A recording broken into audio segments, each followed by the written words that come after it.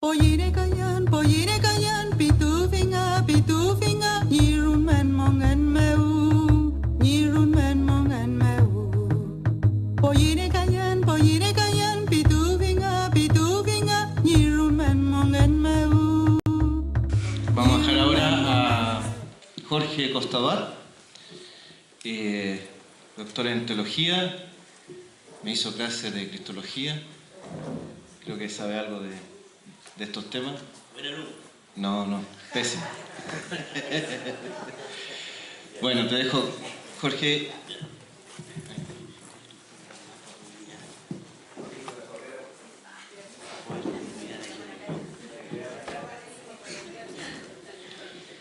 Me van a perdonar si esto sale desordenado, pero al escuchar aquí a los hermanos tuve que cambiarlo todo.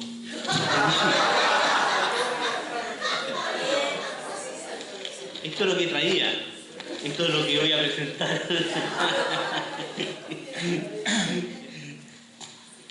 Bueno, para empezar, la verdad es que me tocó adentro, me conmovió lo que ustedes han compartido. Casi en un momento me dije: ¿qué estoy haciendo aquí? Me voy. Porque es conmovedor escucharlo, es una historia de mucho sufrimiento, de mucha injusticia, una historia de la cual nosotros los Wincas nos hemos beneficiado, porque el silencio ha sido favorable a los que nos ha ido bien en este país, hay que reconocerlo. Y lo digo con vergüenza, aun cuando a uno no le tocan responsabilidades directas en las injusticias que ocurren, pero así es el pecado social, así es el pecado estructural. Son situaciones, son modos de organizar la vida que benefician a uno y perjudican a otro. Esa es la conciencia de la Iglesia de América Latina, del postconcilio, de Medellín, las conferencias que fueron más sociales, ¿no? Me queda de don Florencio una palabra muy a la rápida, porque me tendría que volver sobre las notas, ¿no? Atropello. Aquí hay una experiencia de atropello de 500 años, por decirlo así, un atropello terrible que en sí mismo es una injusticia. Aquí hay, y como diría la conferencia de Medellín del año 1968, es una injusticia institucionalizada, es decir, aquí hay una violencia institucionalizada. ¿Suena bien? ¿Qué pasa? Ahí sí. Retumbo un poco. La conferencia de Medellín tiene lugar después del Concilio Vaticano II, que terminó el 65, 1965, el 68. Un gran problema de América Latina en ese momento era el tema de la violencia. Y cuando viene el Papa, primera vez que viene un Papa a América Latina, a Colombia, todo el tema era qué iba a decir sobre la violencia. Y hubo redacciones distintas, sus documentos, hasta que al final dijo: la violencia no es cristiana. Ese fue al final el tono, con palabras muy cuidadas, todo lo más, porque no. Pero acá los obispos de América Latina dijeron: hay que distinguir la reacción violenta de la violencia originaria, porque hay una violencia de base, y esta fue la que usted me recordó en este momento, que esos atropellos del comienzo son violencia. Entonces hay que distinguir violencias y violencias, porque hay una injusticia, hay una violencia que puede ser una reacción a la injusticia, y hay otras que son verdaderamente injusticia. Y eso queda, y eso se sufre, y eso produce daño, produce rabia, produce odio, como ha dicho don Florencio, y eso merece ser, merece silencio, merece ser escuchado por los que no lo han sufrido, merece tiempo, mientras al país, estoy reaccionando a lo que he escuchado, mientras al país no le entre hasta los huesos la experiencia de un sufrimiento injusto por siglos, es muy difícil decir paz, paz, como decían los falsos profetas en el Antiguo Testamento. Paz, paz. Decían los verdaderos profetas a los falsos. No, no hay paz. Lo que hay es tensión, es atropello, es rabia, que tiene causa, injusticia. Y lo que decía Pablo,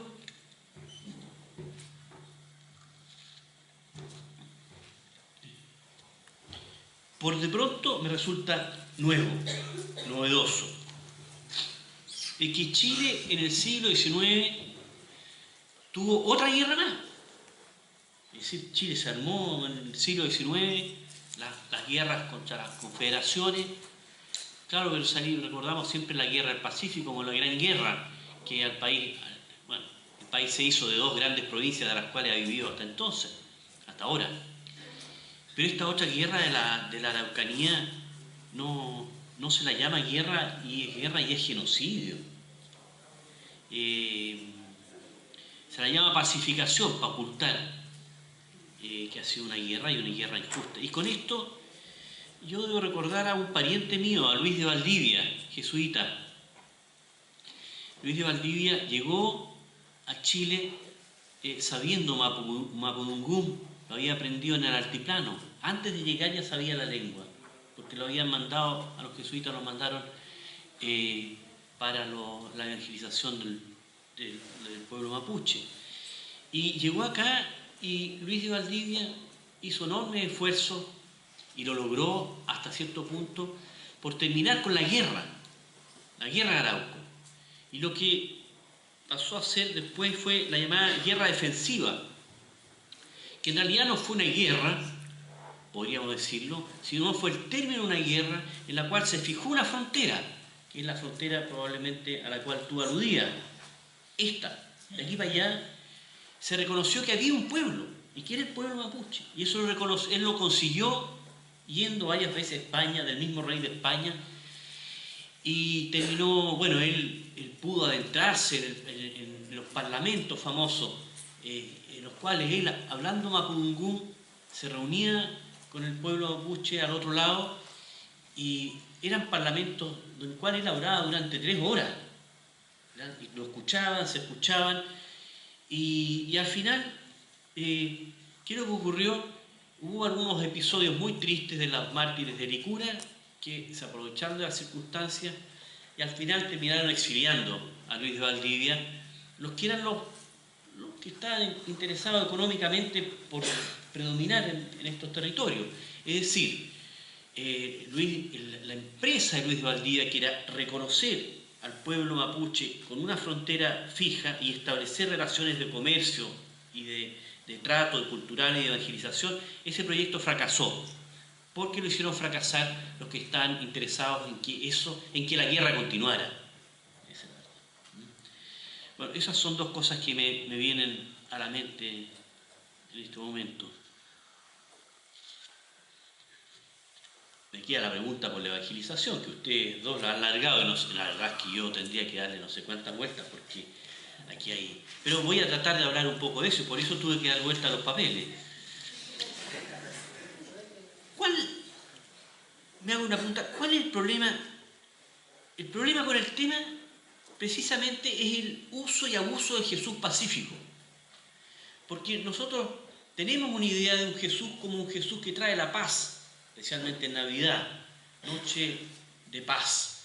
Tenemos la idea de un Jesús pacífico, y si uno toma los evangelios, hay muchos elementos para decir que Jesús es pacífico, evidente. El tema de la mejilla, el que te pega una mejilla, ponle la otra. Hay montones de elementos que uno podría decir construyen la imagen de un Jesús que rechaza todo tipo de violencia. Entonces, sí, pero es que eso es simplificar mucho las cosas. ¿Qué pasa? A Jesús lo crucifican. Jesús es víctima de la violencia. Hay un tema clave que tiene que ver con el tema de este seminario. Jesús, en quien nosotros creemos los cristianos, muere por muerte y violencia, muere por un asesinato. Entonces, fíjense cómo es re fácil aprovecharse de la imagen de Jesús. Porque si ponemos a este pacifista como alguien que es crucificado, bueno, podemos estar justificando cualquier tipo de atropello. Está fácil. Este fue pacifista hasta la última consecuencia. Aguantó todo tipo de injusticia, así tenemos que ser nosotros. Fíjense que no cuesta nada dar ese paso. Entre pacifismo, paz, pacificación, son palabras que ahí han estado jugando, nos están jugando chueco, por decirlo así, porque nos pueden engañar.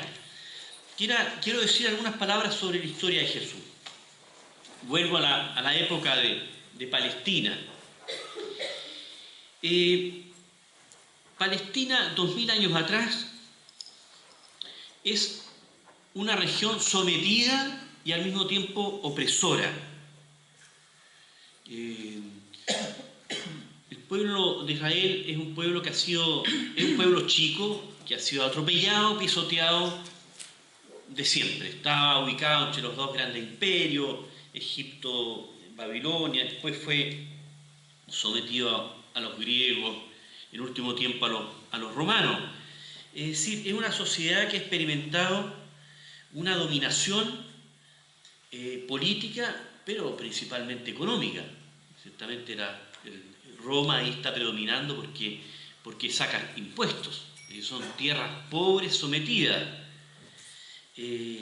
La región de Jesús, Galilea, la región del norte, era especialmente pobre y con lo cual especialmente sufrida, porque además de los impuestos que se debían pagar al imperio, había impuestos religiosos, que es el impuesto al templo, impuestos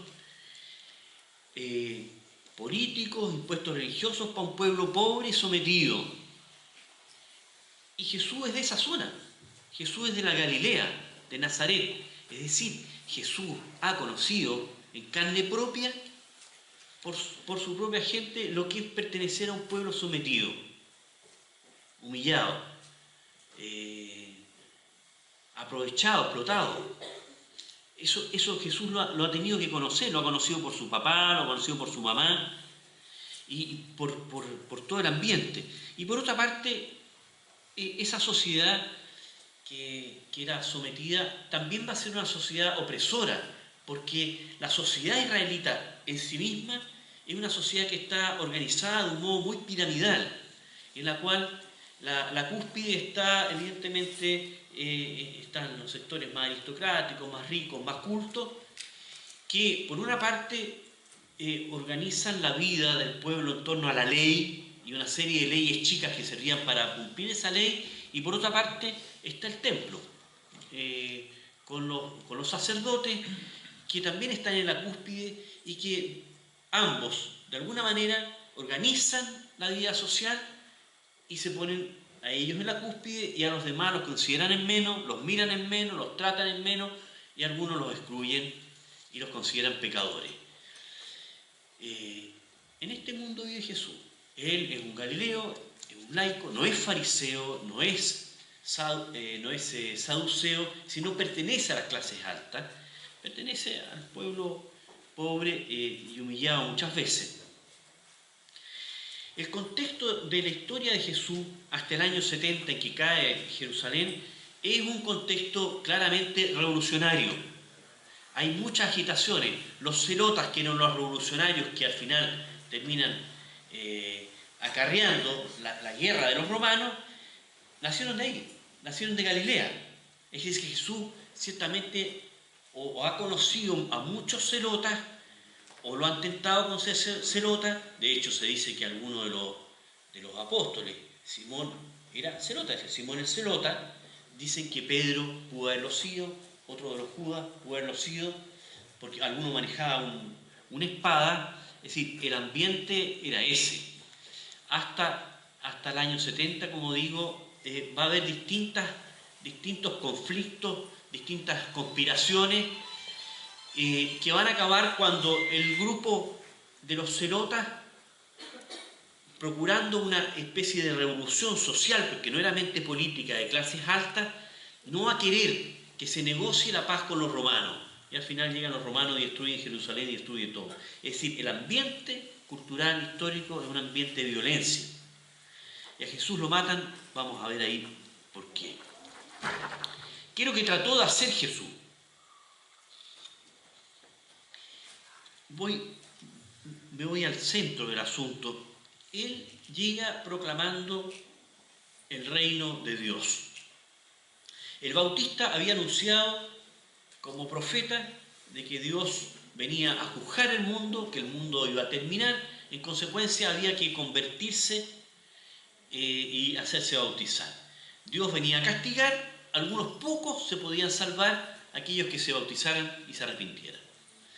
No se sabe exactamente cómo es que Jesús, que fue a bautizarse con el Bautista, sale después de eso, al poco tiempo, predicando algo como contrario, como al revés. Dios viene a salvar, cabe la posibilidad de que algunos se condenen. Es decir, como que invierte, el discurso del Bautista es como negativo, el de Jesús es positivo, Dios viene a salvar, Dios quiere la salvación. Ese es el reino de Dios. Y el reino de Dios es un reino para los pobres, principalmente para los pobres y los pecadores. Y tiene que ver con el anuncio de un Padre, de un Dios que es Padre y que es Padre de todos. Y si es Padre de todos, por decirlo así como se dice hoy día, Jesús viene a nivelar la cancha. ¿Han escuchado esa expresión? Se nivela la cancha. Entonces, claro, pero eso en una sociedad piramidal es muy complicado, porque si todos empezamos a tratarnos de hermanos y hermanas, si todos empezamos a considerar que cada uno de nosotros es hijo, hija de Dios, bueno, eso, si uno lo lleva a lo concreto, eso termina siendo tremendamente subversivo. Entonces hay que ir viendo que el mensaje de Jesús es, en definitiva, sumamente revolucionario, porque está socavando las relaciones humanas al grado más profundo, al grado del corazón, al grado de tener que reconocer adentro del corazón de que el otro es tan hijo de Dios como yo mismo y que Dios ama a mis enemigos. Fíjense, nuevamente estamos en el tema peligroso de justificar la injusticia, lo injustificable, la paz, en nombre de la paz. Pero la verdad es que el Dios de Jesús ama a mis enemigos. Ese es un asunto bastante profundo. La práctica de Jesús, cuando uno ve cuál es la práctica, qué trata de hacer, uno se da cuenta que en esa sociedad que es piramidal y excluyente, imaginadora, Jesús siempre está yendo al que es marginado, al que es excluido, y al sanarlo, o al dirigirse a él, o al darle una palabra, siempre lo está incluyendo. Es integrador, incluye a los que la sociedad iba marginando. Esa es la manera de ir construyendo la paz de Jesús. No es un pacifismo bobo, tonto. No, es una lucha. Él, cada vez que hace una cosa así, está entrando en conflicto. Esto es el conflicto que va a explicar en definitiva su muerte en cruz. Porque no es que lo matan porque se equivocaron, no lo equivocaron. Lo van a matar exactamente por lo que trató de hacer. Él se va comportando con autoridad, dice la Escritura. Autoridad, exousia. Quiere decir, como alguien que sabe las cosas por sí mismo, no porque las ha escuchado de los demás, sino porque está convencido, primero, de que él es un hijo, y segundo, de que los demás son sus hermanos.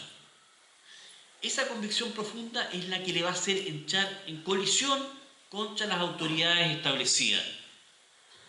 Un laico común y corriente, de Palestina, de Galilea, un lugar pobre, miserable, olvidado, le habla de igual a igual a las grandes autoridades de Israel. Fariseos, saduceos, sacerdotes, aristócratas, le habla igual a igual en nombre de Dios. Ellos eran los expertos en Dios. Y sale este patipelado hablando en los mismos términos y con la misma autoridad de cara a cara a las grandes autoridades. Bueno, lo mataron. Es un peligro. Si se agitan demasiado las aguas en Palestina, van a venir los romanos y va a terminar. Todo es lo que pasó. Al final, las autoridades religiosas de Israel consiguen de los romanos que maten a Jesús, lo eliminan. Me hago la pregunta, ¿qué pasa con los cristianos hoy? A mí me parece que lo primero es que el cristiano tendría que, en este contexto de paz, violencia, tiene que, de alguna manera, recrear la praxis de Jesús, la práctica histórica de Jesús, que es una práctica liberadora de los oprimidos, integradora de los que son marginados, una práctica fraternal que va creando fraternidad, que va creando reconciliación, va integrando, para lo cual se requiere una lucha. No se puede aspirar a la paz en un mundo en el cual reina la injusticia si uno no lucha. Es decir, aquí no es paz o violencia, eso es simplificar las cosas. Tiene que haber una lucha y hay muchas maneras de luchar. El asunto es encontrar la manera para los cristianos que Dios está pidiendo que utilicen. Hay muchas maneras de reaccionar, de luchar e incluso de ejercer la violencia. Y en la historia de la Iglesia hay que tener en cuenta de que en la Iglesia ha habido reconocimiento de formas legítimas de reacción. No porque la violencia sea buena, sino porque hay algo que se llama mal menor, por decirlo en términos generales, pero la misma Iglesia ha justificado guerras justas. Están todos los magisterios de la Iglesia, que hay que saber que eso ha existido, digamos así. Que hay algo que se llama defensa propia. Uno podría hablar de la necesidad de una policía. Las sociedades necesitan policía. ¿La Iglesia reconoce que es necesario que haya policía? Por supuesto. A algunos se les pasa la mano y bendicen las armas. Pero las cosas están cerca, digámoslo así. No son formas ideales porque todavía no estamos en el paraíso, pero no seamos hipócritas tampoco. Ahora, ciertamente cuando se entra en la espiral de la violencia es muy complicado. La historia, por lo menos en América Latina, es muy delicada. Cuando uno se embarca en la violencia con armas y armas pesadas, bueno, ahí tiene por ejemplo El Salvador, un país que tuvo una guerra civil, murieron miles de personas. Ahí tiene Colombia, que todavía no logran salir. Después la guerrilla salió con el narcotráfico, es muy difícil. Pero bueno, yo creo que es muy importante distinguir maneras de lucha. Y lo otro, a mí me parece que es fundamental, algo que ustedes lo dijeron, pero tú como historiador me parece esto especialmente singular. Hay algo que en teología se llama memoria passionis. El cristiano tendría que ser una memoria passionis y la Eucaristía tendría que ser una memoria passionis, es decir, una memoria de la pasión. El cristianismo es esencialmente histórico. La recuperación de la historia es decisiva. Nosotros podemos vivir un cristianismo deshistorizador, y ese es un gran pecado, eso no puede ser. Y muchas veces, precisamente, lo que vivimos es como recordamos al crucificado, decimos, pasamos por una tienda, decimos, mira qué lindo el crucifijo, decimos, qué bonito el crucifijo, es horroroso el crucifijo. Recordemos la historia de Jesús, recordemos esa pasión.